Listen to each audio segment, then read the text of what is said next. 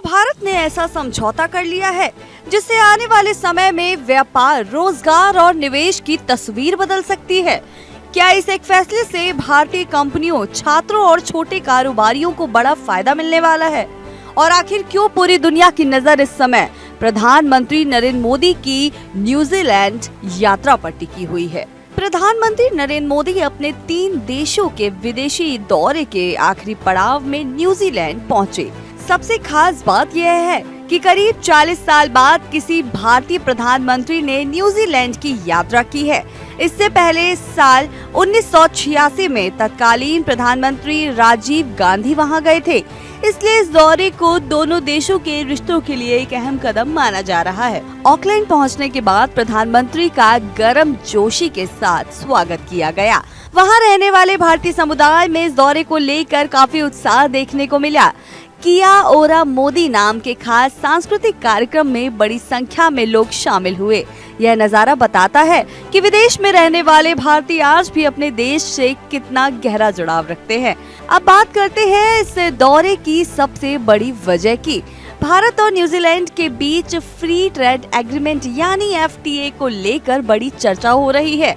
आसान शब्दों में समझें तो ऐसा समझौता है कि जिससे दोनों देशों के बीच व्यापार करना पहले से भी ज्यादा आसान हो सकता है।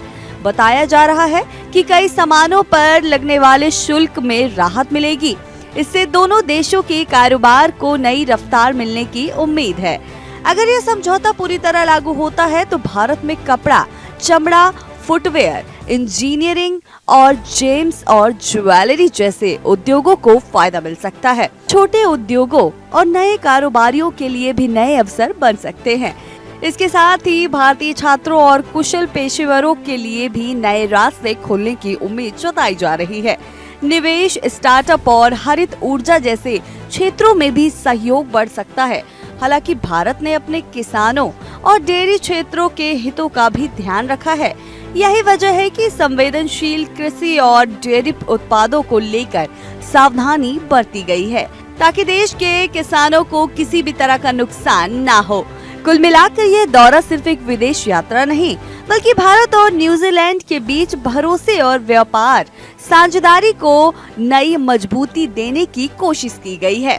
अब सबसे बड़ा सवाल यह है कि आने वाले समय में ये समझौता भारत की अर्थव्यवस्था और आम लोगों की जिंदगी पर कितना असर डालता है। इसका जवाब आपको आने वाले दिनों में मिल जाएगा।